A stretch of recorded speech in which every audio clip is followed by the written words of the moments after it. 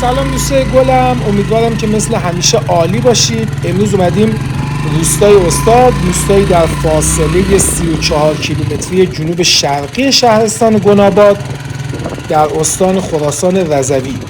روستای استاد قدمتش برمیگرده به زمان اشکانیان و از روستاهای بسیار قدیمی و معروفیه که در این منطقه وجود داره. اهالی این روستا در زمان قدیم به دلیل تبحر در تیراندازی و همچنین غیرت و رشادت در بین مردم منطقه معروف بودند و با توجه به ساخت خانه‌های گلی با معماری خاص که افراد روستا را از گزند یاغی‌ها و راهزنان در امان می‌داشته، نام این روستا رو استاد نامیدند. متاسفانه معماری قدیم و روستای قدیمی استاد در زلزله سال 1347 تخریب شد و با توجه به گسترده بودن خرابی‌های زلزله ساخت روستای جدید در دستور کار قرار گرفت و ساخت روستای جدید رو به یکی از بنیادهای کشور هلند واگذار کردند و این بنیاد در کمتر از 2 سال این روستای جدیدی که با هم می‌بینیم رو با امکانات عالی و معماری کاملا شهری ساخت و با توجه به جمعیت خانوارها از خانه‌های تازه ساز 1 خواب تا 4 خوابه به خانواده‌های این روستا واگذار کرد. این روستا در سال 1349 با حضور ملکه کشور هلند پرنسس مارگریت و تعدادی از نمایندگان دولت پهلوی رسما افتتاح شد و مردم در ساختمان‌های جدید خود اسکان یافتند.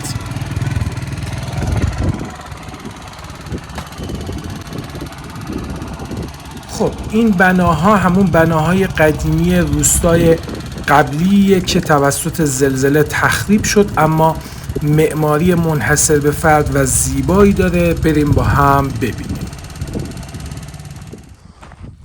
خب این قلعه‌ای بوده که باعث امنیت این روستای قدیمی می شده. با توجه به ساخت اون در بالاترین سطح از روستا و جاده‌های اطراف و با توجه به ساخت خونه‌های قدیمی دور تا دور این قلعه، در زمان حمله یاغی‌ها و راهزنان مردم خیلی سریع خودشون رو به این قلعه میرسوندند و زنها و بچه‌ها در دالان‌های زیرزمینی و بزرگ این قلعه پناه می‌گرفتند و مردهای روستا با توجه به ارتفاعی که این قلعه از سطح روستا و جاده داشته به سمت یاغی‌ها و راهزنها تیراندازی می‌کردند و اونها رو مجبور به عقب نشینی و حتی فرار می‌کردند.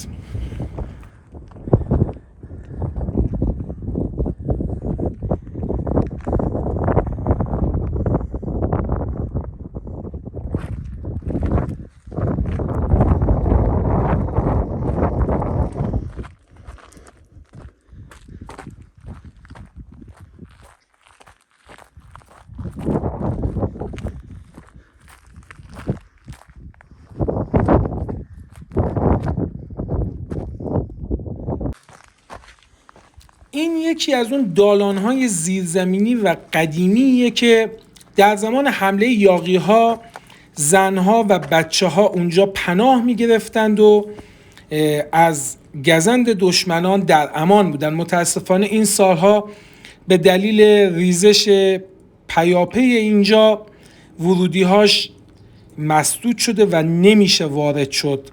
البته به علت قدیمی بودن بنا خیلی هم خطر داره بخوایم وارد بشیم. خب از این نقطه کاملا مشخص میشه که تمام روستای قدیمی و اون قلعه‌ای که با هم دیدیم با چه ساختار معماری ساخته شده بوده که میتونسته باعث امنیت این روستا بشه.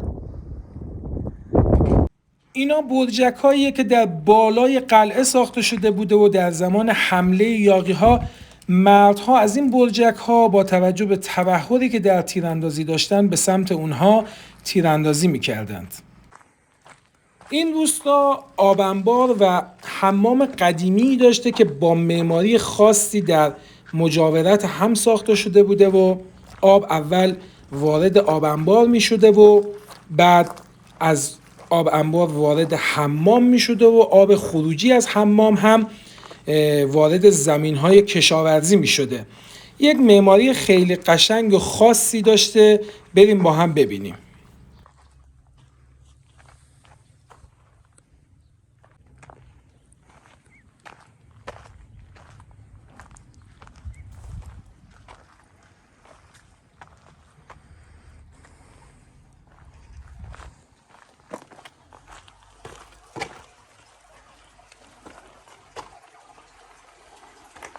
اینجا محلیه که در زمان قدیم برای شستن لباس و یا ظرف و یا اگر برای خونه ها آب لازم داشتن از اینجا برمی داشتن و در موارد بهداشتی که نیاز به آب داشتن از این قسمت طراحی شده بوده و استفاده می کردند.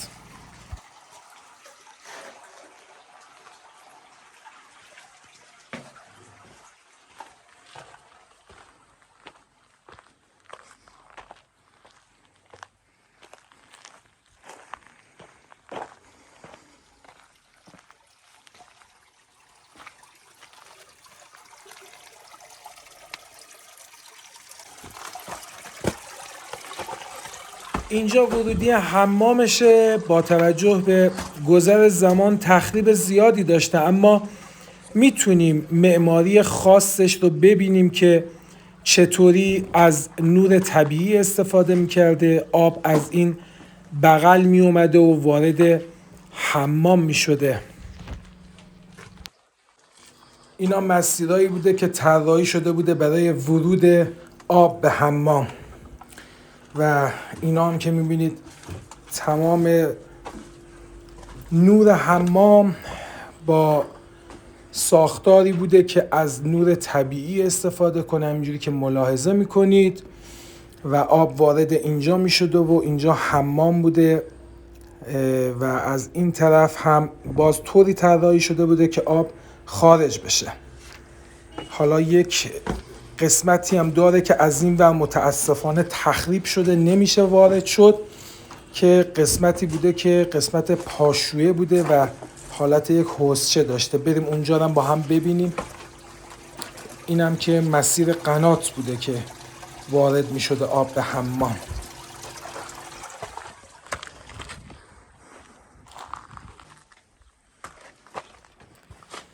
خب اینجا اون قسمت عمومی یا پاشویه و حوضچه حمام بوده که بریم با هم داخلش رو ببینیم.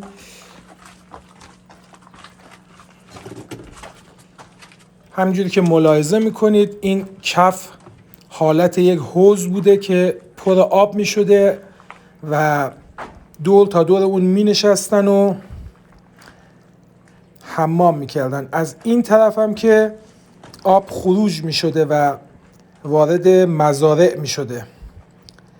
معماری بسیار دقیق و زیبایی داشته. نور همه این مکان ها هم همینجوری که ملاحظه میکنید به صورت طبیعی به طوری طراحی شده بوده که داخل حمام ها با نور طبیعی روشن بشه.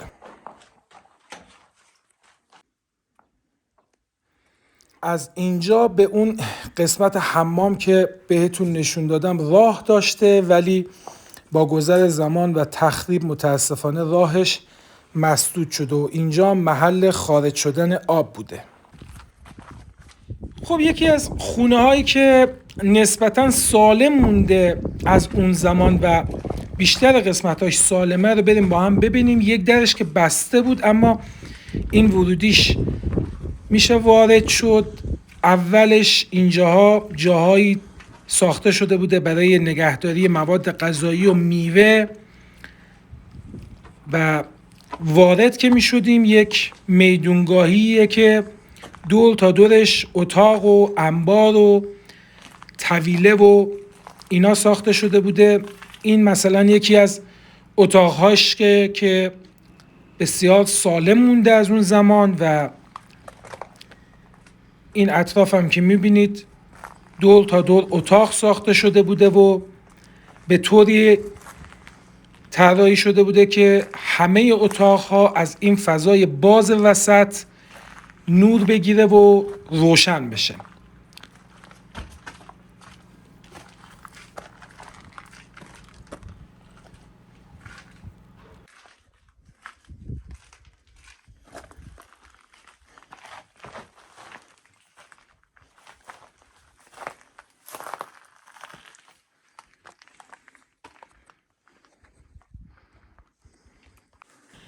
خب این یکی از اتاقهای بزرگ این خونه قدیمیه که میبینید سقف گنبدی شکل داره و دور تا دورش تاقچه هایی ساخته شده برای گذاشتن وسایل و این طرف هم یک کوزه داره که از بالا گندم میریختند و پرش میکردن و موقع نیاز از پایین بر میداشتن.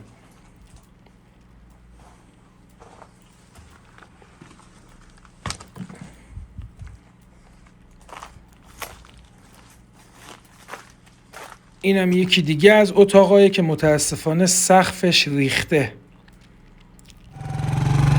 این روستای قدیمی با توجه به معماری منحصر به فردی که داره متاسفانه توسط هیچ نهاد و یا میراث فرهنگی کشور حمایت نشده و بیش از اون چیزی که در زلزله تخریب شده گذر زمان باعث تخریب بیشترش شده که خب این جای افسوس داره. ممنونم که همراه ما بودید. اگر از این ویدیو و این سفر کوتاه خوشتون اومد با لایک کردن ما رو حمایت کنید و منتظر سفرهای بعدی ما باشید. موفق و پیروز باشید. خدا نگهدار.